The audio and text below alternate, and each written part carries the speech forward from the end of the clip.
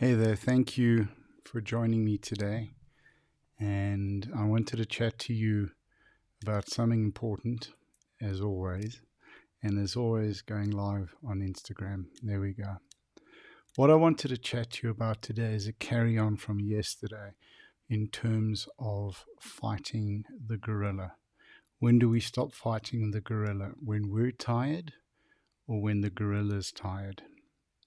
But today I wanted to talk about why we fight and why it's so important to remember why we are fighting, what we are fighting for. What are the consequences if we stop fighting the gorilla and the gorilla wins? What is it going to cost us if we stop fighting?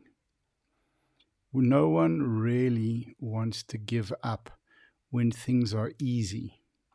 It's very, very similar to an addict or an alcoholic picking up when they can't continue, when they believe they don't have it within them to not pick up, to not use, to not drink. No one picks up at the beginning of craving. We pick up at the end of craving when we think we can no longer go on. And you know that you've experienced something similar. Maybe it was craving a chocolate or really wanting to buy something or really wanting to do something. And you gave in at what you thought was the end when you could not carry on. And that's exactly the same with when we quit, when we give up the fight, when we believe we have nothing left to fight with, that we have no ability and no capability to continue fighting. And this is why it's vital for us to remember what we are fighting for, why we are fighting. When we're in the fight and we're bloodied and we're beaten and we can't open our eyes because they're swollen shut and they're filled with blood, we can't keep our hands up to protect ourselves because we're so exhausted. It's very difficult to focus and remember why we're fighting because all of our energy is going into just trying to survive the fight. Everything we've got within us, everything that we have, we're putting into simply trying to survive.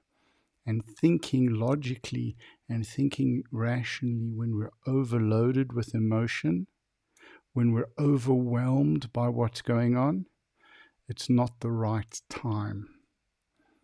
So what we need to do when we're not in a fight, when we're calm, when we have moments to breathe, we need to write down, we need to journal what we are fighting for. We need to understand what we're fighting for, and we need to understand, even more importantly, what are the real consequences for us, for our loved ones, for our very lives of giving up the fight, of not fighting anymore. When I sat on my couch with my gun in my mouth, asking God to give me the courage to kill myself because the drinking had stopped working, I believed I was no longer able to go on. I wasn't thinking clearly and I wasn't thinking rationally, because in reality, when we quit ourselves, that's not thinking clearly and that's not thinking rationally. So from that dark, dark place where I'm incredibly grateful, I did not pull the trigger. I had to do a lot of work to get out of that hole. We all do. But when things are simpler and quieter, we can write down and we can journal what we're fighting for and what are the consequences.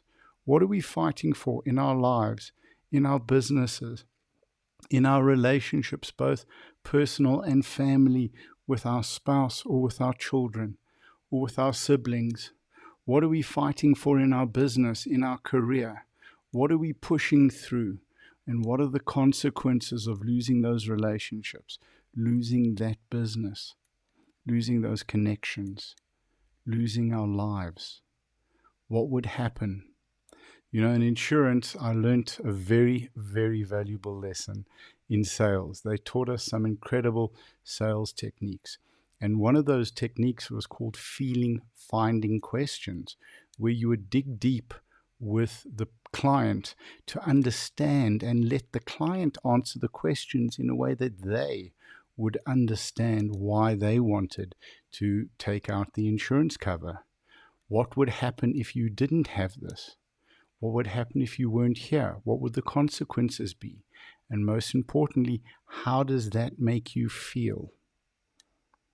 If you quit fighting, what would the consequences be? What would happen to yourself and your loved ones? And how does that make you feel? And you need to dig deep on those emotions, because those emotions are what's going to keep you fighting. Those emotions are what's going to keep you pushing through until you get to the other side, until the gorilla gets tired. So guys, grab your journal, write down when you have a clear head what is valuable to you, what is important to you, what do you love, what are you willing, why are you fighting? And then write down with each one of those, what would the consequences be of quitting, of giving up the fight? What would the ramifications be? And how do those consequences and ramifications make you feel? I love you guys. Have an amazing weekend. We'll see you on Sunday. Oos.